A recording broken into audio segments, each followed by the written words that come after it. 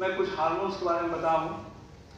As a doctor मैं ये कहना चाहूँगा कि हमारे शरीर में, हमारे हिंदू सनातन धर्म में जो मनुष्य का व्यक्तित्व है उसमें प्लेजर और हैप्पीनेस ये दो अलग अलग चीज है। प्लेजर क्षणिक होता है और हैप्पीनेस ज्यादा देर चलता है। आप आरती की थाली में 3 चीज पाते हैं। पहला कपूर, दूसरा धूप और तीसरा दिया। ये तीनों का महत्व है। कपूर तुरंत जल जाता है, वो प्लेजर है। धूप थोड़ा समय तक रहता है, वो हैप्पीनेस का फर्स्ट पार्ट है। और दीप बराबर जलता रहता है, इसलिए हम लोग उसको कहते हैं अखंड दीप जलाओ। That is the happiness. तो हैप्पीनेस और प्लेजर डिफरेंट है। प्लेजर जो हम पाते हैं तो वो क्षणिक होता है, वो किसी व्यक्ति विशेष और किसी इंडिविजुअलिस्टिक होता है, जबकि प्लेजर सामाजिक होता है। तो जब हम कोई चीज पाते हैं, कोई चीज हमें अचीव होता है, तो हमें उल्लास होता है, हमने ये पा लिया।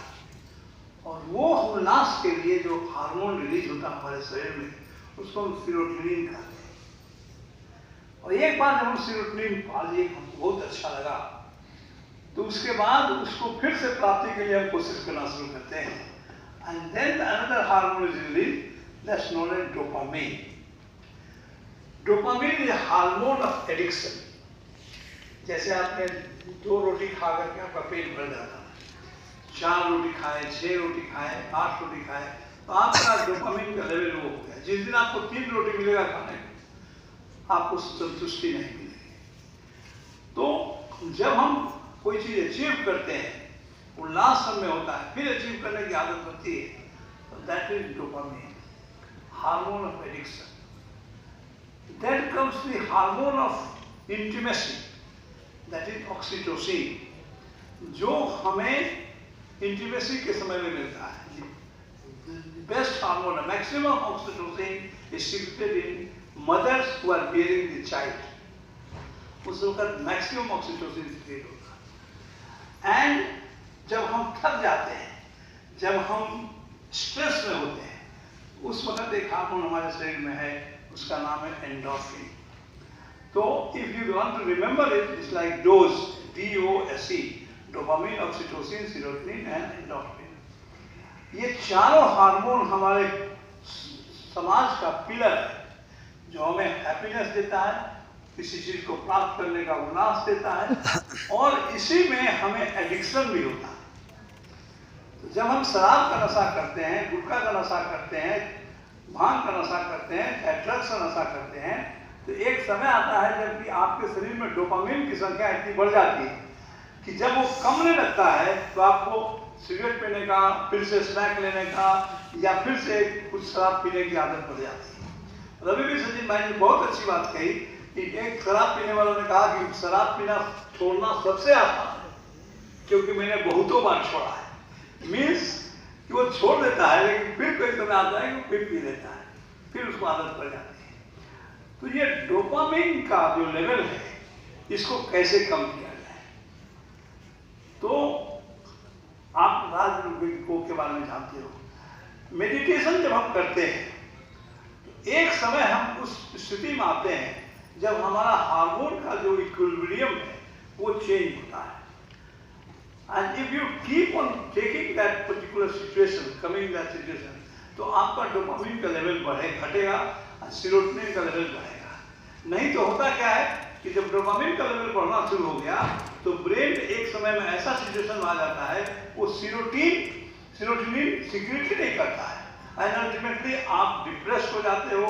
आप लगता है कि अचीवमेंट हमको कुछ नहीं है, आप डिप्रेस होकर घर में रखना शुरू कर देते हो। फिर जब शराब मिलता है, तो आप क्षणिक खुशी के लिए, प्लेजर के लिए आप शराब लेते हो, फिर थोड़ी देर के बाद फिर डिप्रेशन में चले जाते हो।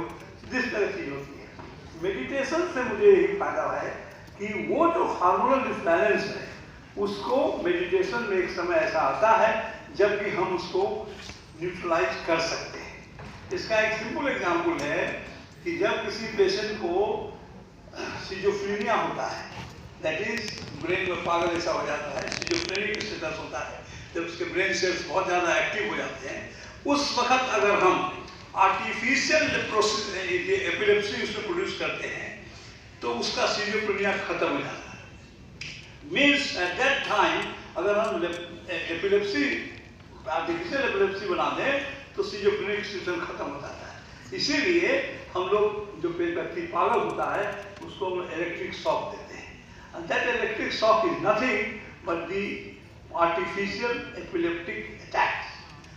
उसी तरह से जब हम राजयोग या मेडिटेशन करते हैं तो मेडिटेशन हमारे इस इक्विलिब्रियम ऑफ फोर हार्मोन्स को न्यूट्रलाइज करता है और हमें नशा मुक्ति की तरफ जाने में मदद करता है। लेकिन उससे भी ज़्यादा इम्पोर्टेंट है इन्वायरमेंट, कि आप किस इन्वायरमेंट में काम कर रहे हो। अगर वो इन्वायरमेंट फिर मिल जाता है तो फिर वो पीने लगेगा, फिर वो नशा करने लगेगा। आज हमारे यहाँ क्या है, मैं नाम नहीं लूँगा लेकिन नाम सबको विदित है कि हमारे यहाँ बड़े बड़े कलाकार करोड़ों रुपया लेकर के एडवर्टीजमेंट करते हैं गुटखा का। हमारे यहाँ बड़े बड़े क्रिकेटर्स, नाम नहीं लूँगा लेकिन एडवर्टीजमेंट करते हैं जुआ खेलने का।